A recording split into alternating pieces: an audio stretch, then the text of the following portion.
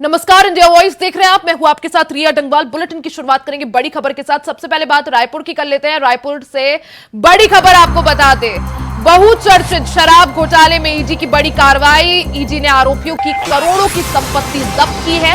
पूर्व आईएएस अनिल टुटेजा और अनवर ढेबर की संपत्तियां जब्त की है। 18 चल और 161 अचल संपत्तियां जब्त की है। 205 करोड़ रुपए की संपत्तियां इसमें शामिल हैं। होटल वेनिंगटन समेत कई बिल्डिंग्स इसमें शामिल है। तो बड़ी खबर आपको बता दें रायपुर से, ये बड़ी खबर जहां ईडी का ताबड़तोड़ एक्शन जारी है। बहुचर्चित शराब घोटाले के मामले में ईडी की ताबड़तोड़ कार्रवाई जारी है। ईडी ने आरोपियों की करोड़ों की संपत्ति जब्त की है। इसमें पूर्व आईएएस अनिल टुटेजा और अनवर ढेबर की संपत्तियां जब्त की गई है। 18 चल और 161 अचल संपत्तियों पर ईडी ने शिकंजा कसते हुए उन्हें जब्त कर लिया है। 205 करोड़ रुपए की संपत्तियां शामिल है। होटल वेनिंगटन समेत कई बिल्डिंग्स को ईडी ने सीज कर लिया है।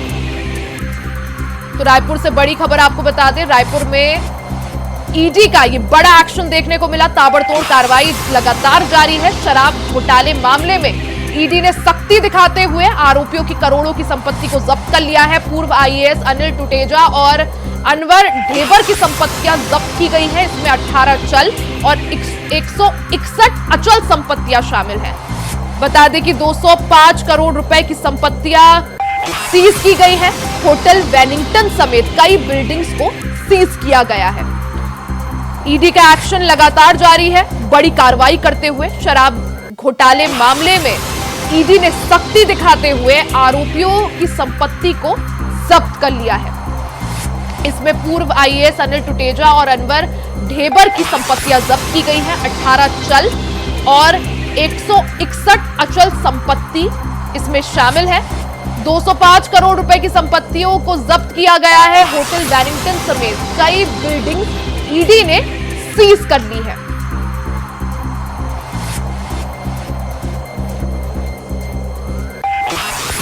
तो रायपुर से बड़ी खबर, बहुचर्चित शराब घोटाले मामले में ईडी का ताबड़तोड़ एक्शन जारी है। ईडी ने आरोपियों की करोड़ों की संपत्ति को जब्त कर लिया है। इसमें पूर्व आईएएस अनिल टुटेजा और अनवर ढेबर की संपत्तियां शामिल है। आपको बता दें कि 18 चल और 161 अचल संपत्तियां जब्त की गई हैं। 205 करोड़ रुपए की संपत्तियां इसमें शामिल हैं। होटल वेलिंगटन समेत कई बिल्डिंग्स को सीज किया गया है। बहुचर्चित शराब नीति घोटाले मामले से जुड़ा ये पूरा मामला है।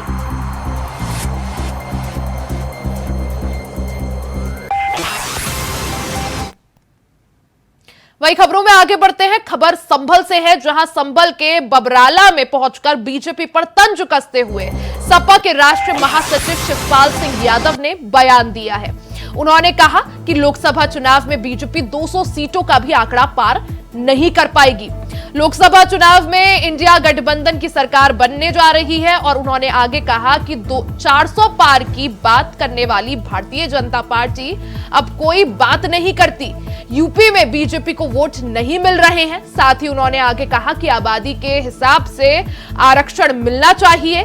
बीजेपी निम्न स्तर की बात करती है। बीजेपी का इरादा संविधान खत्म करने का है। कहीं पर भी उत्तर प्रदेश में वोट मिल नहीं रहा। आते हैं चले जाएंगे। ये केवल अधिकारियों को प्रेस दबाव में लेना चाहते हैं। देखिए, ये भारतीय जनता पार्टी के लोग निम्न स्तर की बात करते हैं और ये देखिए देश को कमजोर करने वाली बात करते हैं। तो इसीलिए तो देखिए भारतीय जनता पार्टी के को कोई भी वर्ग।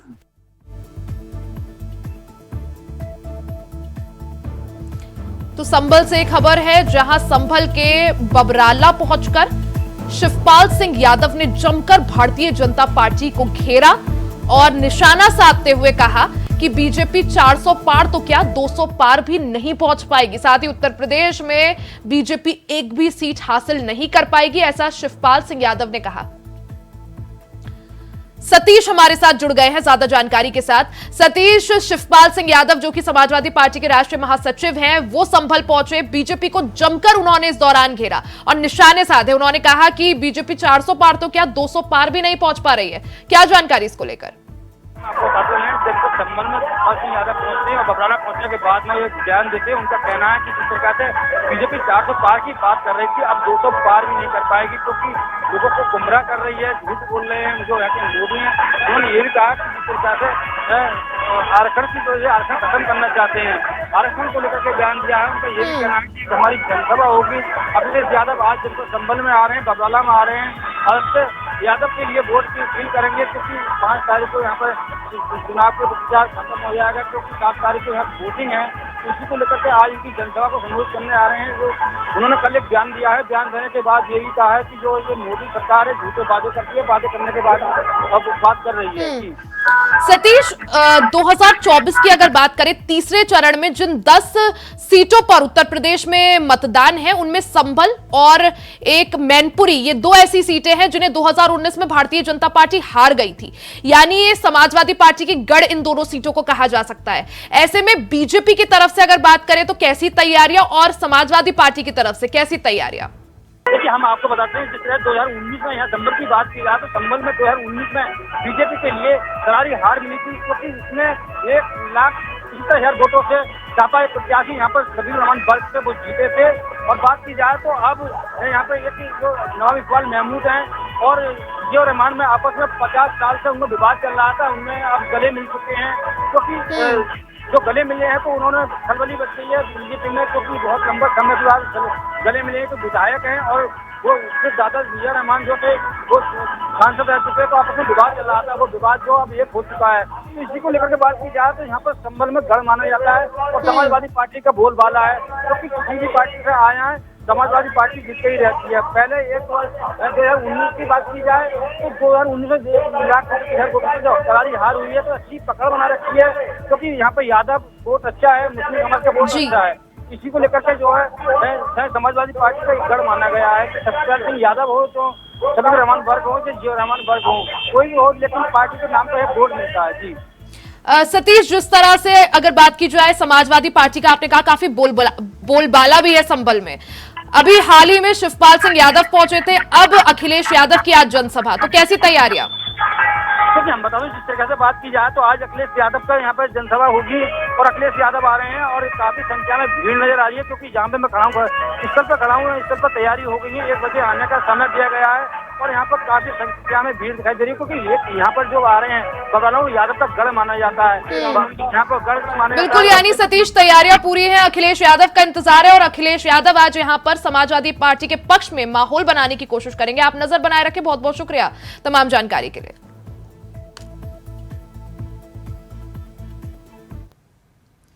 अब बात देहरादून की कर लेते हैं। देहरादून से बड़ी खबर आपको बता दें, चारधाम यात्रा को लेकर पुलिस ने सख्त रुख अपना लिया है। 12 फर्जी वेबसाइट्स को साइबर पुलिस ने बंद किया है। हेली सर्विस के नाम पर यह वेबसाइट चल रही थी।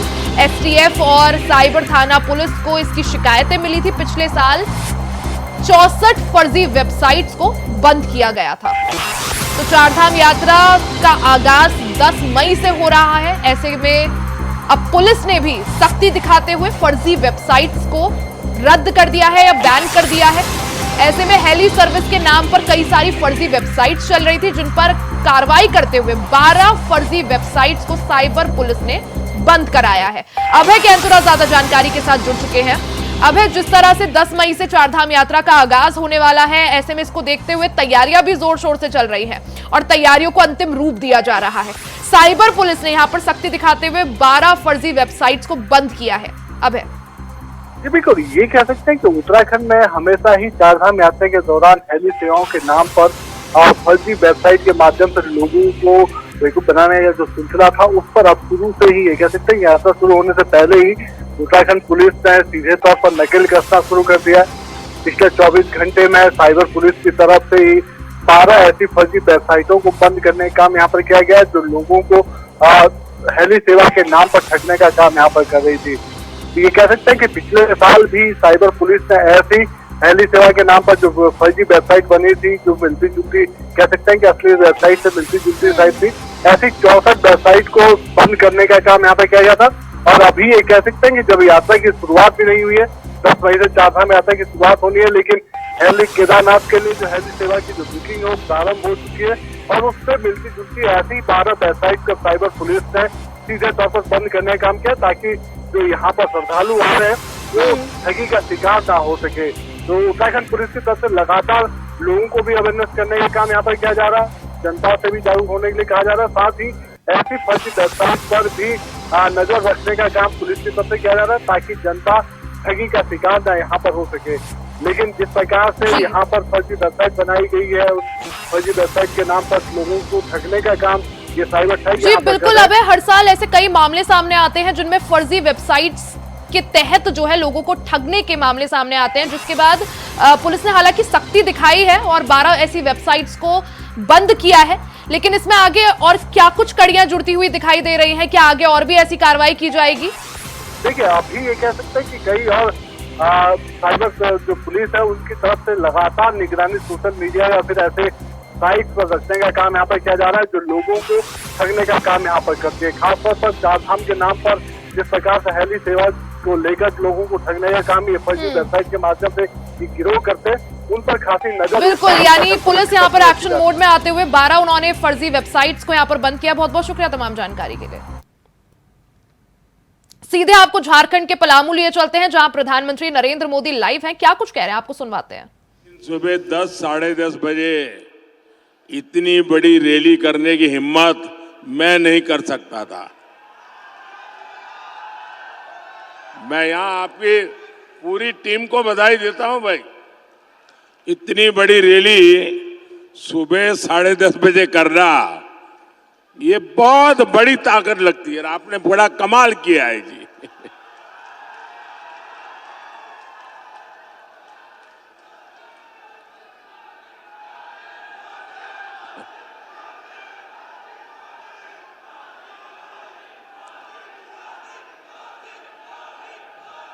ये धरती शहीद नीलांबर पीतांबर की धरती है। मैं इस धरती को प्रणाम करते हुए इतनी बड़ी रैली, इतनी बड़ी संख्या में माताएं बहनें,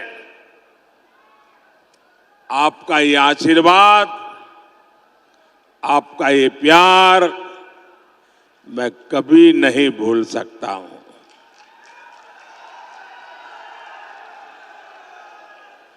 भाइयों और बहनों, आप सभी अपने एक वोट के महत्व को बहुत अच्छी तरह जानते हैं। 2014 में आपके एक वोट ने ऐसा काम किया कि पूरी दुनिया भारत के लोकतंत्र की ताकत को सलाम करने लग गई थी। आपने 2014 में अपने एक वोट से कांग्रेस की महाभ्रष्ट सरकार को हटा दिया था। आपके एक वोट ने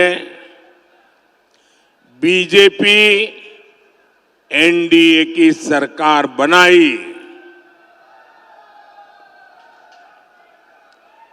और आपके इस एक वोट की ताकत का परिणाम क्या हुआ? आज भारत का पूरी दुनिया में डंका बज रहा है।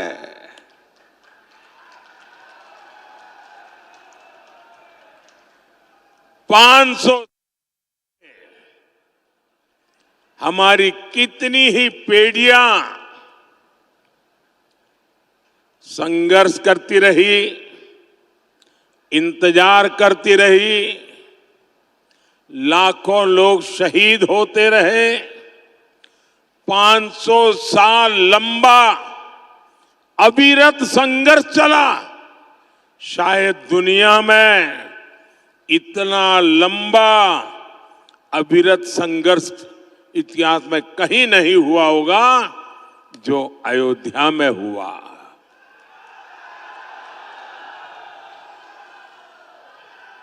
आपके वोट की ताकत देखिए, आपके वोट की ताकत देखिए। 500 साल तक लड़ाई लड़नी पड़ती थी, 500 साल तक इंतजार करना पड़ता था, 500 साल तक अनेक पीढ़ियां बीत गई, लेकिन जो काम नहीं हुआ वो आपके एक वोट से आज राम मंदिर बन गया।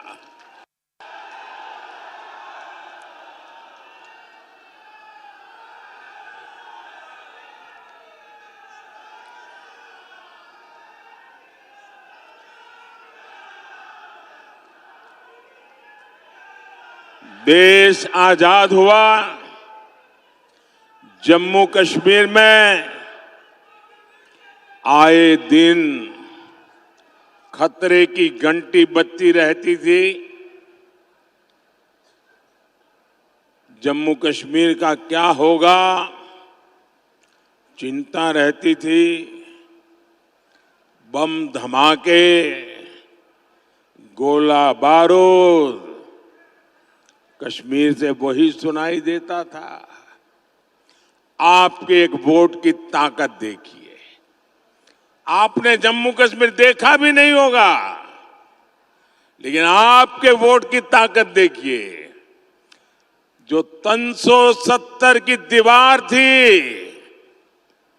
आपके इस वोट ने 370 की 370 की उस दीवार को जमीन दोस्त करके जमीन में गाड़ दिया।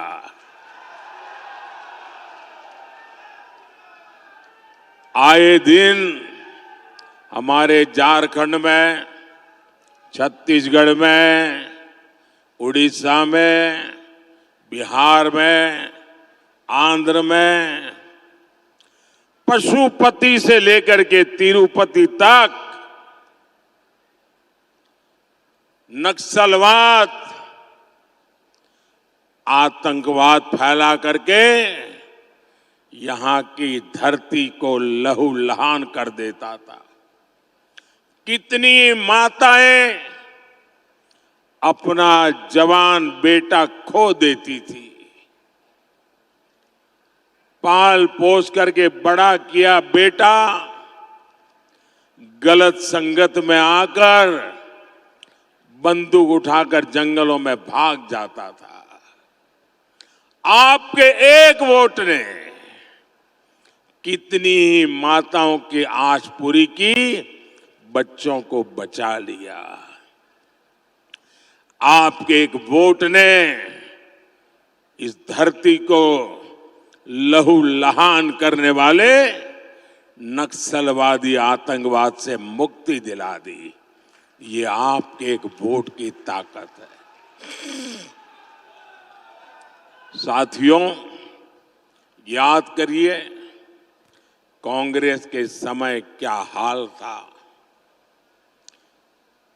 यहां बम फूटते थे, आतंकवादी गोलियां चलाते थे, निर्दोषों को मौत के घाट उतारते थे, और दिल्ली की सरकार पाकिस्तान को लव लेटर भेजती थी। लव लेटर,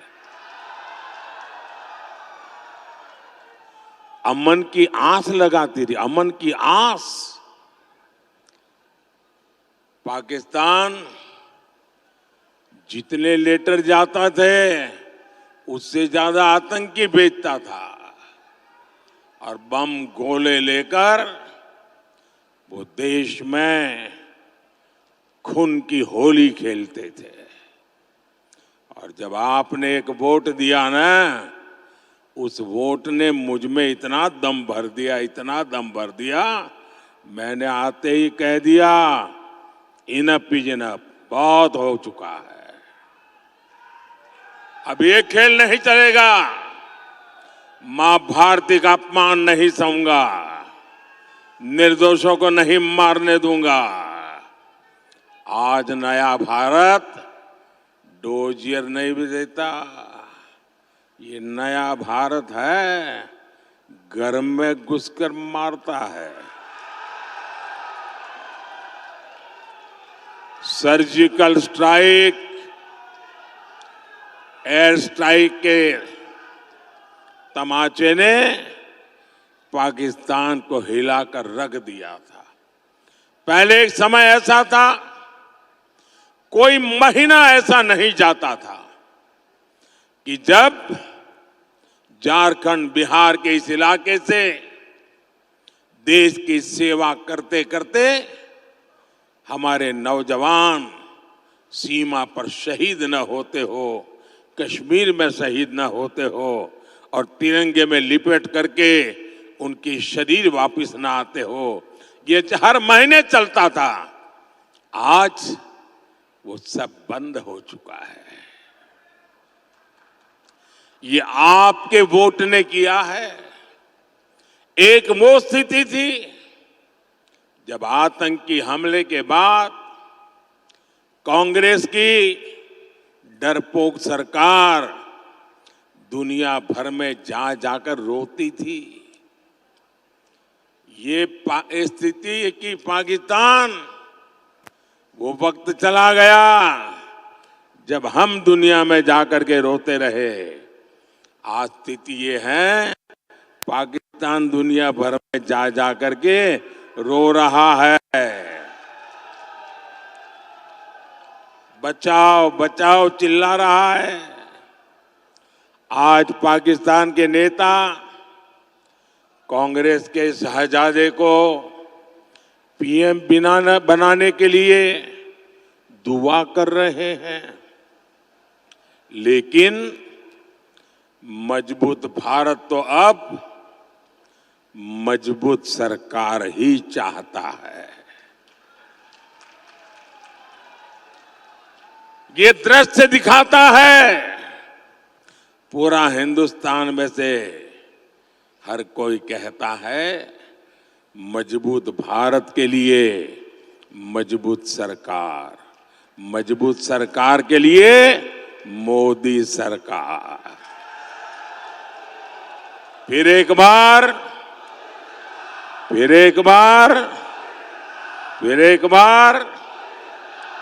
भाइयों और बहनों, मुझे सीएम और पीएम के रूप में देशवासियों की सेवा करते करते अब 25 साल हो जाएंगे। आपके आशीर्वाद से 25 साल हो गए। मोदी पर एक पैसे का घोटाले का आरोप नहीं लगा है।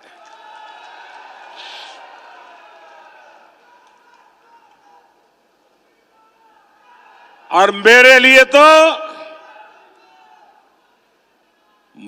तो मेरी ये मां बहनें बैठी है ना, उनकी दुआ, उनके आशीर्वाद ही मेरे लिए बहुत है, काफी है। मुझे जीवन में और किसी की जरूरत नहीं है जी।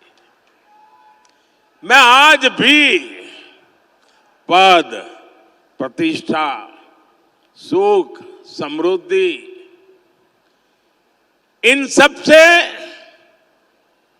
दूर वैसा ही हूं जैसा आपने मुझे यहां भेजा था। मोदी मौज नहीं, मिशन के लिए पैदा हुआ है। जेएमएम कांग्रेस के नेताओं ने भ्रष्टाचार से अपार धन संपदा खड़ी की है। मेरे पास अपनी साइकिल भी नहीं है, न मेरा घर है। साथियों, संपत्ति हो, राजनीति हो, सब कुछ ये अपने अपने बच्चों के लिए अर्जित कर रहे हैं। ये उनके लिए विरासत में ढेर सारी काली कमाई छोड़कर जाएंगे।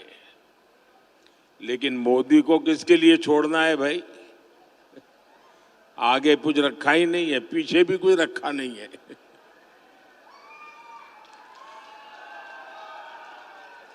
मेरे वारिस तो आप सभी है, आपके बच्चे, आपके नाती पोते, यही मेरे वारिस है।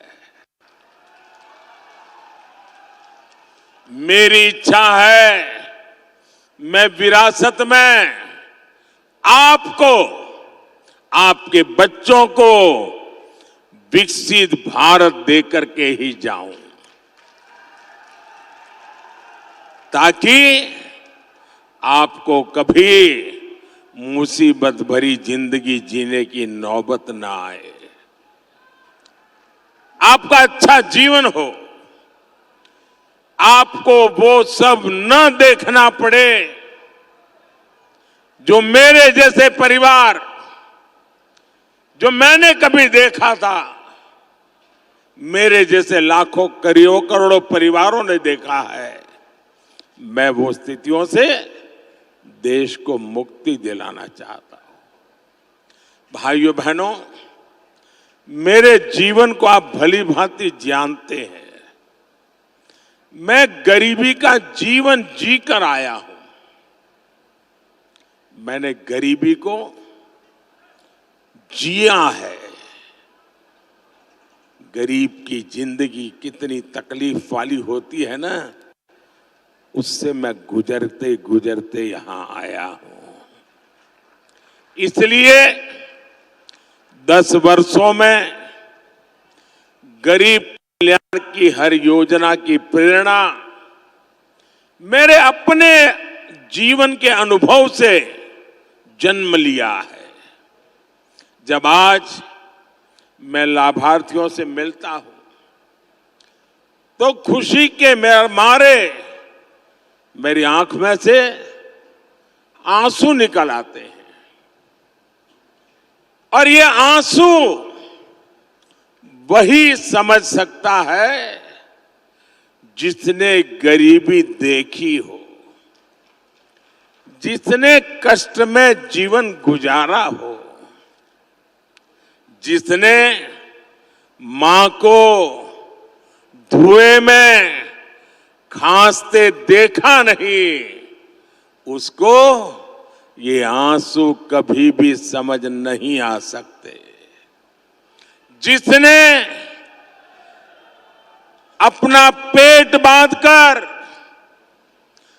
मां को सोते नहीं देखा, जिसने लोटा भर पानी पीकर मां को